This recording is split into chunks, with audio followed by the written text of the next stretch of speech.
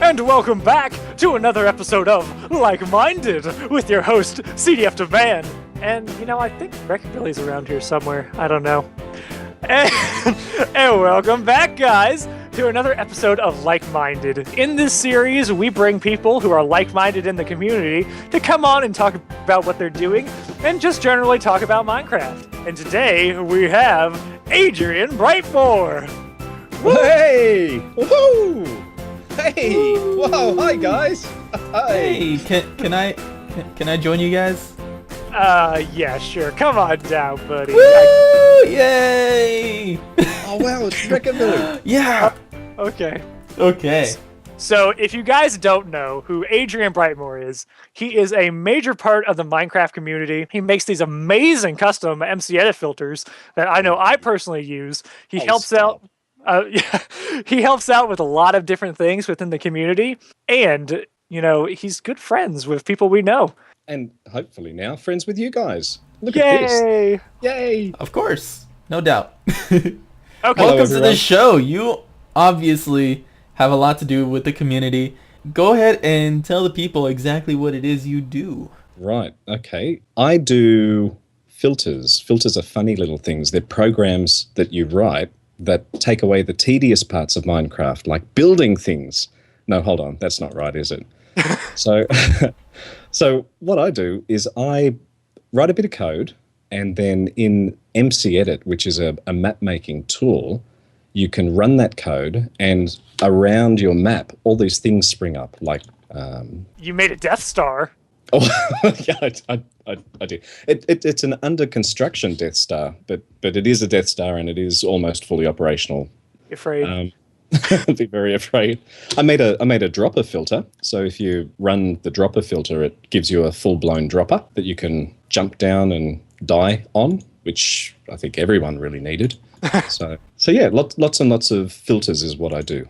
Okay, so the two that are very recent, but that I'm most excited about, you've recently come out with a city filter that, guys, get ready for this. This filter allows you to create huge cityscapes by simply selecting a region, pressing a button, and saving like 1,000 hours of building time. So do you want to talk about that one? Yeah, I do. Actually, that was inspired by the work that a UK Minecrafter called tewkesape, his real name is Alan. I hope I haven't just doxed him there, but tewkesape put out the Tate map called The Soul of the Soulless City this week. And it's a 1920s New York build that has a very extensive city with these tall skyscraper buildings. And I took a look at that and I thought, that is fantastic. And I'm great for stealing people's ideas. So I stole his idea and said, well, how would I do this if I wanted to do it myself? I wouldn't run around building it because I'm lazy. I'd write some code. So what I did was sat down and said, well, what's a building look like? It's kind of tall and it's got some lines around it. And then from that idea that you could make a building in Minecraft using code, I went ahead and started to prototype it and develop it and tweeted a few pictures, and there was some good feedback and some ideas, and I incorporated that. And eventually I got to the point where, yeah, like you say, you press a button and it generates a bunch of buildings and it spreads them out and it makes them into a full-blown skyscraper city. It's good fun stuff.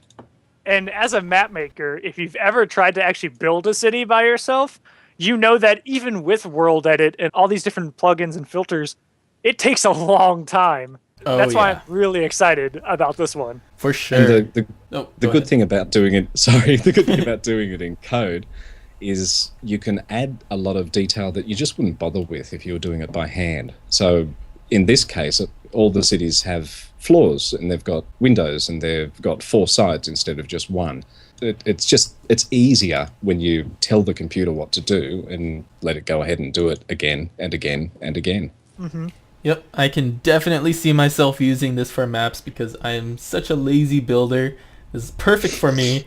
I'm going to definitely take advantage of this, and you guys can check it out. I'll have a link to it in the description, so be sure to check out the video and check out the download link. Okay, and the next filter we have to talk about, which I, being a lighting guy, really love, is your particle filter. So your PNG particles.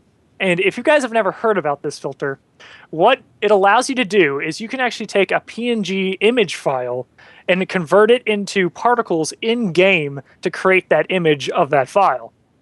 But what this filter also does is it allows you to easily create lines of particles on like any direction with one click instead of having to like calculate it out by hand, and it saves you tons of time. Yeah, it's a fun little filter. Again, that was thinking about what can I do with this idea. The way I approach filter writing is it's a hobby, obviously. I've got 3 kids, so I spend a lot of my time working either at home or working for work, and then I've only got a couple of hours of an evening with which to do fun stuff. So occasionally I'll sit down at the computer and go, okay, I've got a couple of hours. What am I going to do? And this idea popped into my head that particles are actually quite hard to work with if you want to do complex things. You've got to do a lot of math. You've got to work out positions in space. You need to create a command block, and then you need to create the mechanism to trigger all the commands. Mm-hmm. And that's a perfect example for automation and using the computer to do all of the work. So that's what I did. I sat down and said, how would you do this? Wrote a little filter. It was okay, and that was the one that allows you to bring in bitmap images as PNG files. But then I thought, that's not great because, you know, it's static and you can only sort of do a picture that's line art and it comes out a little bit odd. So I guess over a few weeks, I put that one aside and then picked it up and put it aside. It had potential, but it wasn't useful yet. And a lot of the stuff I do, and I guess a lot of the stuff that people do in Minecraft has potential, but you can't see a product. It doesn't really do anything until someone picks it up and makes it useful. Mm-hmm. So with this one, it was a case of thinking again long and hard about how you could use it. And I actually landed on the dropper idea that you could fall through rings of particles, and that could give you a bit of a helping hand if you're in a dropper that is quite difficult to do. Oh, that's clever. And yeah, and then I started thinking, how would you do that? Well, you'd need to have command blocks that created particles, and you'd want to be able to position them as a map maker, so they need to be relative. And then bang, bang, bang, bit of code, out pops the second revision of the PNG tickles filter. And yeah, that was a very workable thing that seems to have generated a bit of interest, and I hope people start using it to do very complex things that otherwise wouldn't be possible, because that really gives me a bit of a buzz and makes me excited. Okay, so beyond filters, you're also into map making. Do you want to talk about the latest map that you contributed to? Sure. Map making is one of those funny things. Because I've only got a couple of hours occasionally to get onto Minecraft and do things, I tend not to produce a lot of finished work. So I've got lots and lots of ideas and lots of half-started stuff. And if you have a look at my channel, it's an absolute dog's breakfast of different themes and half-started Let's Plays and all sorts of stuff. But it must be about 12 months ago, I was contacted by a fellow who I'd only ever seen on the internet and hadn't really interacted with. And I was actually quite excited to get the email that said, hi, I'm making a map. Would you like to help?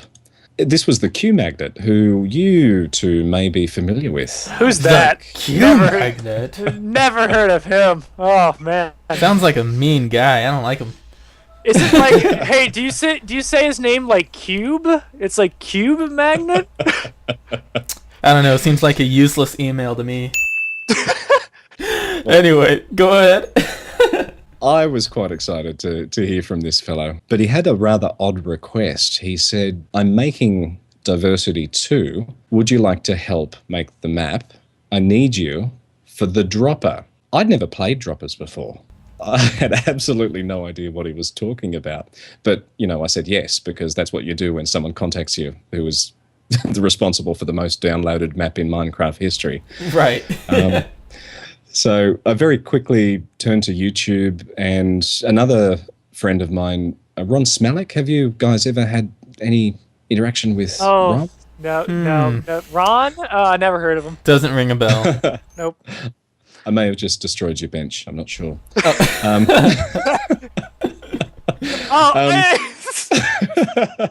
Hey, my desk. Oh dear. Oh, that's great. Is this where we break? Is this where we break for an ad break, or after these commercials? Do you need a map to play? You should go play Lift 9. Rated 19 out of 20 by R. Smalik. Oh. Oh, wait, we don't know who that is. Never mind. Oh, that's So, awesome. So I went and had a look at the library dropper by Ron, and that was a great example of the genre. And then I had a look at the dropper maps by Bigra, who made it big in doing dropper maps with really complex builds that were all very different.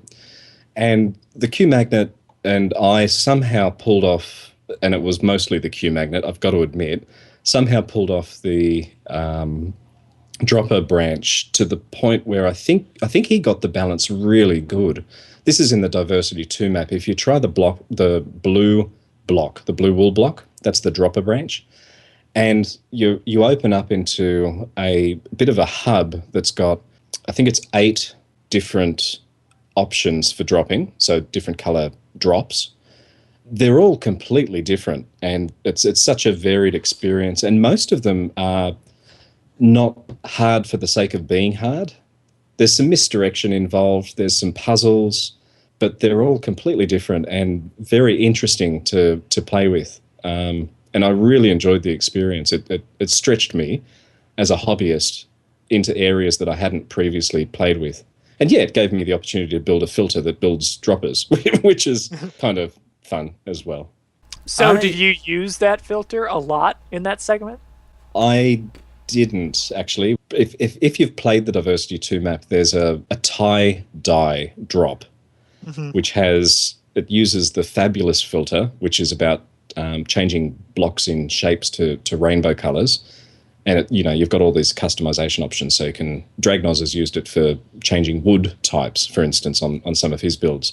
So you can do interesting build things with Fabulous. I ran it over the dropper filter, and that resulted in the tie-dyed. It's like a 1960s hippies tie-dye t-shirt, but as a Minecraft minigame. And it's really, really hard. You stand up the top and you go, okay, yeah, this looks a bit psychedelic. I'll drop. You get down the bottom and there's red bars blocking away in front of a red ground. You cannot see what's going on. It's the most frustrating one. So in the theme of lots of different drops, I think we only used it on that one, the tie-dye. Someone's told me that there's a secret on that level as well, but I haven't found it yet. We'll have to see what Q Magnet actually ended up doing with all of those builds. He's put all sorts of Easter eggs in. Oh, has he? I didn't even know that. Ah, you heard it here first. You heard it here On first. Hey, Rec, we should go play Diversity 2 and upload a Let's Play of it. Oh, genius idea! For those who don't know, we actually already did. and you can find a link to that in the description as well. So, and we found like 0 Easter eggs. Correct. I'm actually a huge fan of the dropper maps. I didn't realize that you were the one to help out with that, because I love droppers. And I've seen a lot of videos of the library from Ron Smilik, people playing that, and it's just so awesome to me. I really enjoy it. Was there anything specific about the dropper maps that you had to specifically focus on just so that there's a consistent amount of difficulty throughout each level, or did you try to make them all the same amount of difficulty? I did struggle with the dropper. As I said, it was an unfamiliar genre, and it made no sense to me to start. Right. It was frustrating, and I kept dying, and it's unfamiliar to slide around on your WASD keys, your WASD, while you're falling through all these obstacles. But it grew on me, and to the point now where I think it's ready for a revival. When making it, I actually, sorry, I'll roll back a bit there. When I say ready for a revival, I think Q Magnet's kind of saved the dropper genre, because there wasn't a lot of action on it. Everyone builds block jumping puzzles and maps, and that's the easiest thing for someone to do. So there's a lot of them. So many. Aren't they great? But the dropper hasn't had a lot of love in recent months, and I really do think that Diversity 2 is a great example of lots of different types of droppers and a good mix, and there should be plenty of ideas for people to take from there. Balance was a bit odd. I don't know whether you remember, there was a certain drop called the Trench, a very metallic theme, some spaceships. Yes, I remember that. Yeah. So that one has it's either really incredibly easy or terribly, terribly frustrating for people. And I look at it and go, well, look, there's just one obstacle. You should be able to clear that. But if you go the wrong way and you keep going the wrong way, and it just tempts you to keep trying because you're just a couple of pixels off. But if you go the right way, you do it in a single drop and you go, oh, well, that was easy. So game balance is quite hard to predict because in the mind of the player, I think, they get teased. It's like hunting for diamonds. They get teased to think that, oh, I was so close. If I just do the same thing again, but better, then I'll get it. And I think that's where a lot of the frustration with the dropper comes from, because you're not inclined to give up on that strategy and try a different strategy because you're so close. I almost made that one. And, 20 deaths later, you're throwing your mouse at the screen saying, this is crap. I don't want to drop anymore. I think that was actually one that CDF got on the first try, and it took me like 3 or 4 tries to get. I don't know if did you say that you did it on purpose, or is it just kind of something that happened? It was something that happened that I will now claim I did on purpose. All on purpose. You heard it here first.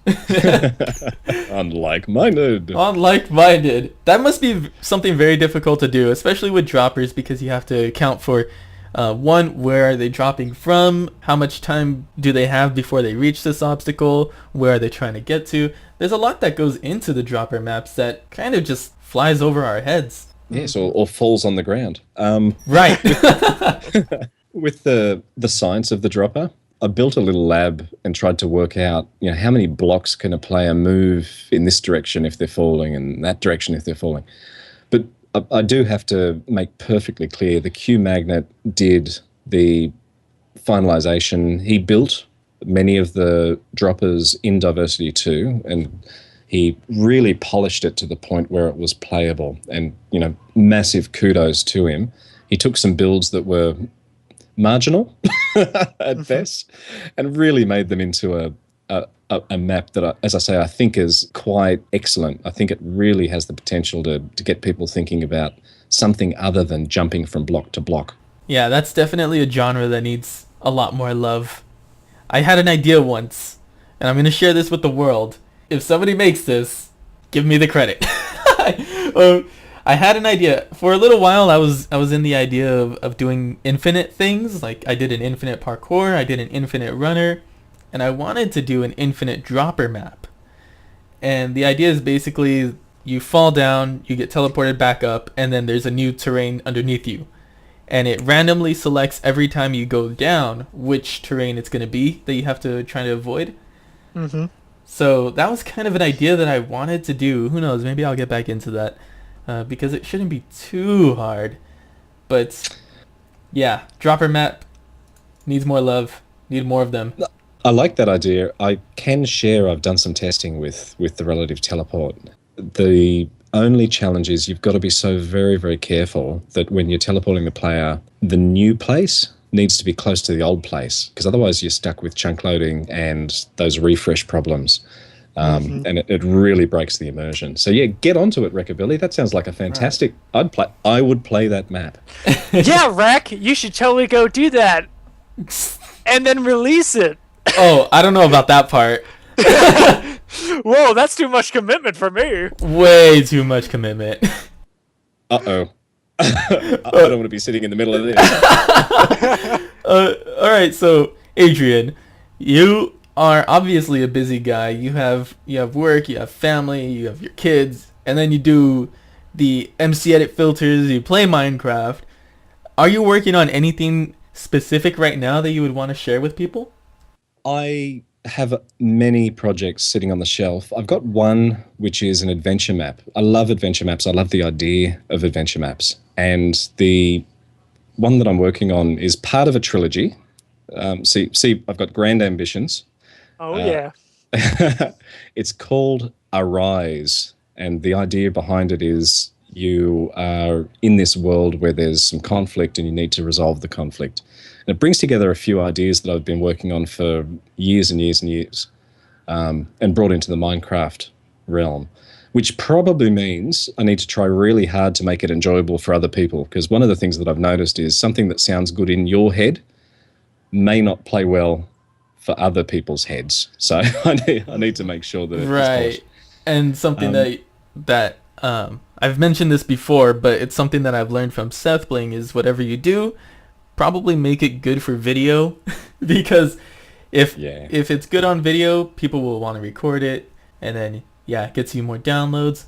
I think that's a good rule to follow. I've got to I've got to share a story. I'll tell you about Arise in just a second, but this idea of people playing things and then you finding them on YouTube and then you watch them and then you get a little bit of a buzz because that was something that you built or contributed to or had a hand in. It's got so hard now. So with Diversity 2, and that's a big map, and that's a popular map, and it's a well-played map. One of the things that Build Team insisted on was that we weren't going to be anonymous faces, and the Q Magnet has been championing this idea that if the map is played, the very least you can do as a YouTuber is just put the text that he's got on the download page that says who built it into the map. In the olden days, and I'm talking 3 or 4 months ago before Diversity 2 came out, Right. I could Google ABrightmoore and I could find new stuff that people had done and where they've given credit. But now I can't find anything that anyone's doing with my stuff because it's just flooded with all this Diversity 2. Nice. But here's a throw, guys. If you are playing Diversity 2 and you put the words Diversity 2 dropper in it, you might see me pop up and say, hello, how did you enjoy the map? I'll give you some clues. So feel free to put a little bit of a blurb in your description that tells me exactly what map it is, because I do like to watch what people do with the dropper. Okay, so one thing that I try to do with my maps is whenever someone releases a Let's Play of it, I definitely try to comment on it. So I'll search up, Lift 9, whatever. I'll search up Lift 9 and I'll try to comment on every video. Is that what you're doing, basically? Trying to find people? I struggle a lot because I don't know Spanish, and a lot of the Minecraft community I've noticed is in Latin-speaking countries. There is a lot of content coming out that's Minecraft focused. 6 months ago or 8 months ago, Killer Creeper put out a video that showed his spheres, his method of making circular 3D objects using minecarts and projected blocks. And from that, there was this whole world that I'd never been exposed to. I just started seeing Spanish in all the comments on all the videos. And unfortunately, I don't know Spanish. Google translates pretty good, but it sometimes gets it hilariously wrong. So I comment on the videos that I am comfortable commenting on. Let me just say that. But I watch them all. So keep the content coming, guys. I love to see what people do with maps that I've contributed to. It's fantastic.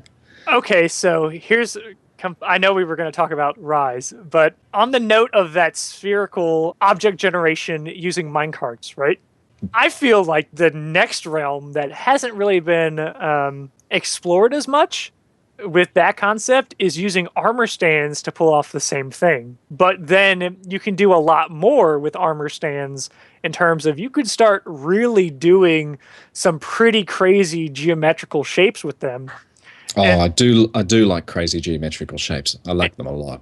And then if you really wanted to get fancy, you could get an armor stand PNG where you create a PNG and then it takes that and converts it into armor stand images with the blocks in the hand. Oh, okay. Well, look, I'm not making any promises, but this is the sort of what if, how would you do it thing that I absolutely love. So maybe there'll be a link in the download description when this goes live. Maybe. So that's just like a wink. Right.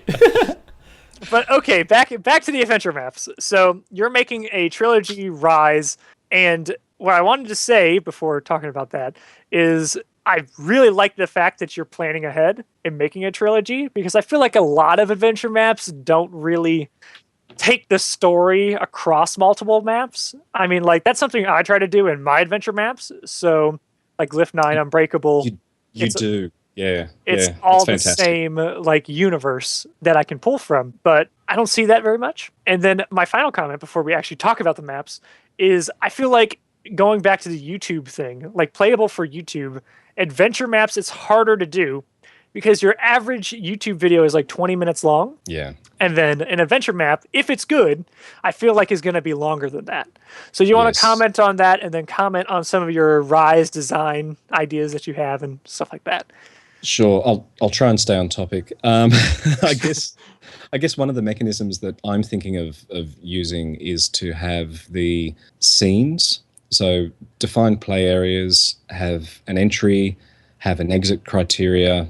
Player comes in, doesn't have this. When they leave, they'll have that. And then some sort of conflict in the middle that allows for short play spurts, like the Hypixel original maps. And I want to come back onto that as well. Adventure map, in my head, is actually more of an adventure arcade experience, not a puzzle map. Mm-hmm. So you can have elements of puzzle, you can have elements of other genres, but really it's about rapidly dispatching beasties, being rewarded for it, and then using those items to progress through the story. And story is such a hard thing to do right, but it's so rewarding when you do. So I agree with you on the whole doing the long arcs over a period of time. It just enriches it for people who are following. So those sort of scenes is a great way, I think, of achieving that bite-sized playability that you can have people enjoy. And if you're into the watching other people play, they might play it if there's bite-sized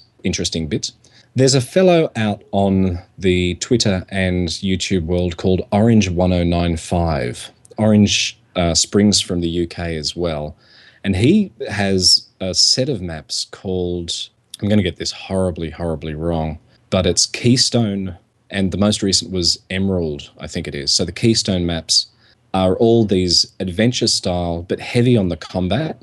I don't want to be as heavy on the combat with Arise, but these things are, mob spawners all over the place with interesting mobs, and missions. Every level is a separate mission where you have to achieve, in the Emerald Keystone series, you have to achieve getting this artifact and then taking it back to the hub. So it's like a combination of CTM, which is complete the monument. There's elements of adventure, there's elements of puzzle, there's elements of this arcade thing, which is PvP against the computer. Oh, that type of map is what gave the inspiration to even attempt doing the Arise map. Okay. What in your mind constitutes an adventure map? Because, like, in my head, I feel like an adventure map is anything with a story. And it's, like, very story-based. Because you could do a, like, player versus entities, combat map that might just be, like, a ton of fighting. And in my mind, that's not really an adventure map. That's more of, like, oh, I'm going to fight a bunch of stuff. So what do you think is a good generalization for what an adventure map is? Look, in my mind, adventure maps call back to role-playing games of the past. They've got the opportunity for the player to solve puzzles. Yes, there's a little bit of a puzzle element too, but also to develop the character. So there might be events that change your outlook on who the protagonist is, who the person is that you're fighting. Maybe they're not all bad, maybe they've got their own arc, and there's a story that you're following. And I don't think you can totally put aside the arcade elements in adventure maps, because otherwise they, to your point, Recabilly, they just become a little bit dull to watch.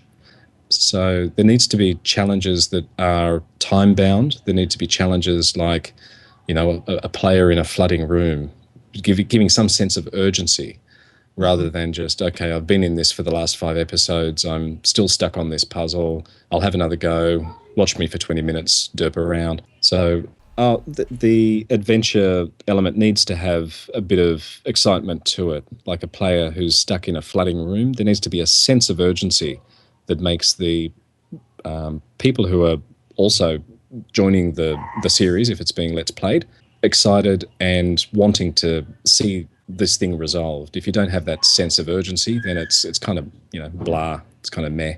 Something that I've noticed with a lot of maps is when you die, there's really no penalty. You just start over, or you start from your last spawn.